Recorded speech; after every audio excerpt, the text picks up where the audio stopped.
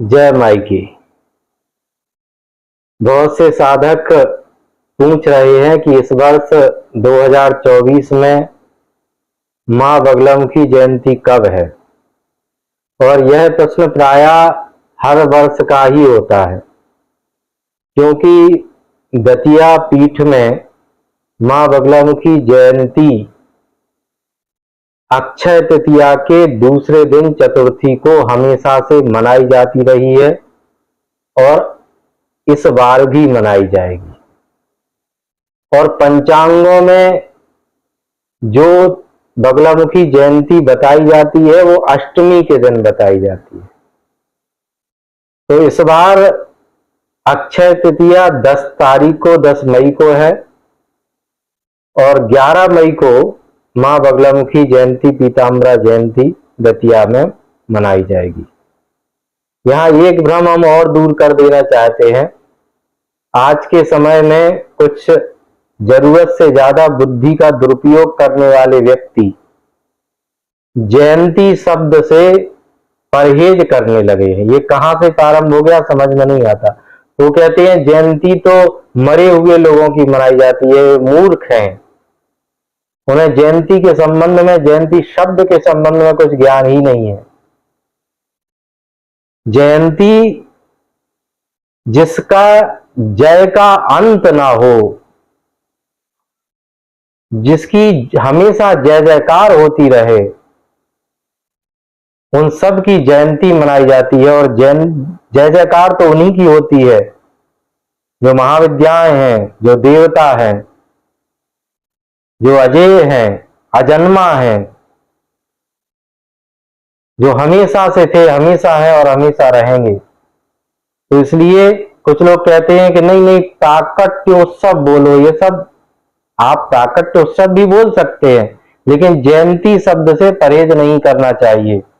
जयंती शब्द शास्त्रोक्त भी है और सत्य भी है। तो बगलामुखी जयंती इस बार दतिया में 11 मई को मनाई जाएगी। और जिस तरह से हमारे यहाँ का पूर्व से मनाए जाने वाला क्रम है, अर्थात विधिवत पूजन और संस्कृत संगोष्ठी, प्रवचन, संगीत उत्सव, ये सब पहले से ही पूज्यपाद के द्वारा, सदगुरुदेव भगवान के द्वारा यहाँ संचालित किया गया था, जो आज भी चल रहा है। उसी तरह से ही उसे मनाया जाएगा। बीच में बहुत सारी चीजें आई और अब चली भी गई, तो ये सब तो आती जाती रहती हैं, लेकिन पूज्यपाद के द्वारा जो संचालित किया गया है वो अनवरत रूप से चलता रहेगा। तो 11 मई को मां पीताम्बरा बगलामुखी जयंती दतिया मनाई जाएगी। और अन्य पंचांगों में 15 मई को अष्टमी को लिखा हुआ है। यहां एक चीज और स्पष्ट कर देना चाहते हैं कि जो तंत्र के ग्रंथ हैं उनमें मां बगलामुखी के प्राकट्य काल का जो वर्णन किया गया है, उसके हिसाब से अगर देखा जाए तो कई वर्षों में और कभी कभी कई 100 वर्षों में ऐसा योग बनता है कि जब वो प्राकट्य काल आता है, जिसमें चतुर्दशी हो, मंगलवार हो, मकार युक्त नक्षत्र हो, इस तरह का वर्णन आया है। तो इस तरह के योग तो बहुत कई वर्षों में बनते हैं।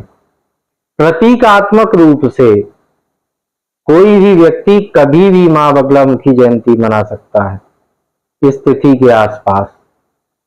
तो अगर अष्टमी को भी मनाते हैं तो कोई बुराई की बात नहीं है। और भगवती की आराधना करना हो, साधना करना हो, तो उसके लिए क्या कोई अवसर देखना, वो तो कभी से भी प्रारंभ कर देनी चाहिए, आरंभ कर देनी चाहिए। तो माँ का जन्मोत्सव मनाना है तो मनाइए। यहाँ पर 11 मई को मनाया जाएगा बगलामुखी जयंती की। आप सभी को बहुत बहुत शुभकामनाएं और बधाई। माँ आपके ऊपर कृपा करे। जय माई की।